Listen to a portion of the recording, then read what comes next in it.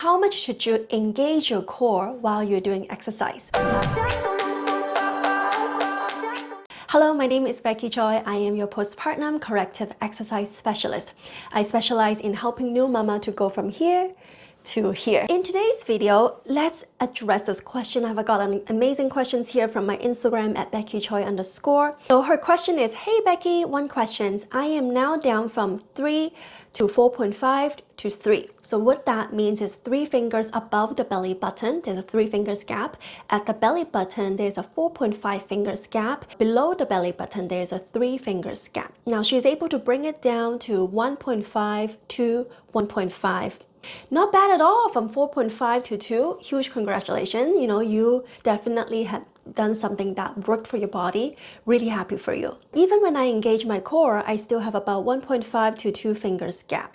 When I'm doing exercises, after I do exhale of the 360-degree breath, I can tell that you've been consuming my materials. Awesome 360 breath is a video that I posted in the last few months. You can check that out. It's a very recent video on how to do the 360 breathing. And so she asked, after the 360 breath, should I try to pull as tight as I could or leave it at the extent that I'm able to engage with the exhale and exercise from there? Great question. So essentially she's asking how much should she be pulling in or drawing in her stomach after the 360 breath, because the 360 is breathing to your side, breathing to your back, breathing into your belly and to your chest. So that's 360 breathing. And when you breathe in, you expand. On the exhale, you contract. And when I'm contracting, or when she's contracting, she is gonna draw in her belly button. She's gonna draw in her lower abdomen. So she's asking, how much should I pull in? So a lot of the time, most people forget that it's not just about the core muscles. We also have to take care of the pelvic floor muscles. Your pelvic floor is down here, your core is here, right? And also your ribs are here. So we have to think about all 3 of the components while we exhaling and engaging. The different people will need to have different cues. And that's why I did make a how to engage your core correctly exercise and explanation video on how to actually, what that means to suck in your belly, what that means to pull in the belly button towards the spine, what that means to zipping up the zipper in a skinny jean. That cue is different from person to person. It's that mind to muscles connection. And let's just say you do have that mind to muscles connection. You know how to actually cue yourself to engage your core. The core question is, how much should you be drawing in and engage, right?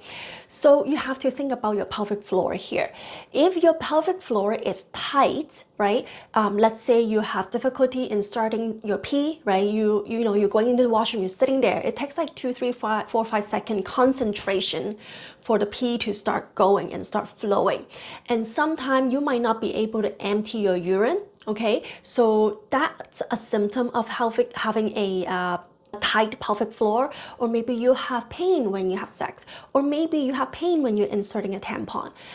Sometimes it could be leaking issue as well, or probably the most reliable way to find out is to do an internal exam, having somebody most likely be your woman's physiotherapist to poke the fingers in and do an internal exam. That's how it's done. But you know, they will be able to tell, wow, your muscles are tight, or maybe your muscles are very, very loose, the opposite end of it. Of course, you want to aim for the middle of it, where it's normal, it's not too tight and not too loose, right? Now, let's address that. If you have a too tight of a pelvic floor, if you're trying to engage your core, think about it, right? If your pelvic floor, this is your pelvic floor.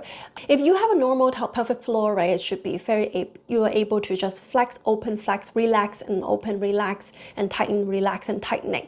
But if you have a tight pelvic floor, you're like this already, or maybe like this, right? And if you're trying to engage and exhale and pull in and draw in the tummy even more, there's really not much room for you to go further. Even if you tighten it so tight, like it's not gonna do any good for you, because you weren't able to open it in the first place. The furthest you can go is here, but if you try to do more, you're just gonna hurt yourself, right? That's why it's more important for you to focus on the inhale and stretching the muscle so that it's not become so tight.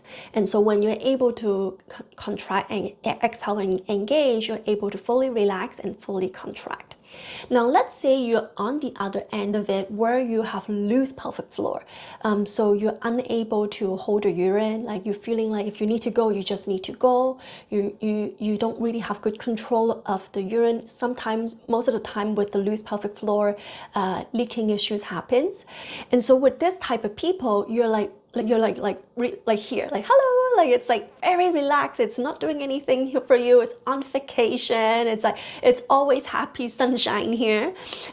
But if you really wanted to work on it, you have to, hey, wake up, wake up. You have to wake up and then actually contract it. So for these type of moms, they will need to use more mind to muscles connections to be like, hey, you wake up. I'm gonna contract you all the way. And so you can see you need more efforts to wake it up and also help it to close more. Maybe sometimes it's still on vacation mode, even if you're thinking that you're drawing in a lot, it's only coming up to here because it just doesn't want to cooperate with you because she's on vacation. You still wanted to do it slow and controlled to bring it down, contract it, and then fully relax again, and then wake it up and then contract it. So that's why there are different types of exhale and engage. So it's kind of, you just have to see where your pelvic floor is at. Now, if you're in the middle, right, if you have a normal pelvic floor, you're not leaking, you're going to the bathroom fine, you know that it's healthy, there's no pain in sex, you're able to control everything well, right? Then you're able to just control and relax, control and relax. Usually I would recommend clients to contract about 60 to 80%, maybe up to 90% on the things that they're doing. The more difficult the task or the exercise is, the more likely that they need to use more effort and forces to control and contract.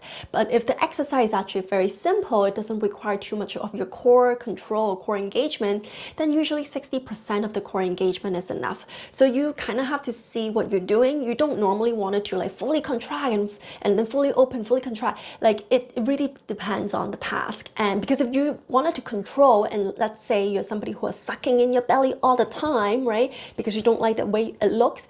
The more you do this, the weaker your muscles get. All right, so here's the answer for you. Hopefully this is helpful for you. If you wanted to learn more about what I do, go to www.tummywarrior.com. I do private coaching to help moms like you who are looking to heal the diastasis recti. You're so smart watching this video. I'll talk to you next time. Bye-bye.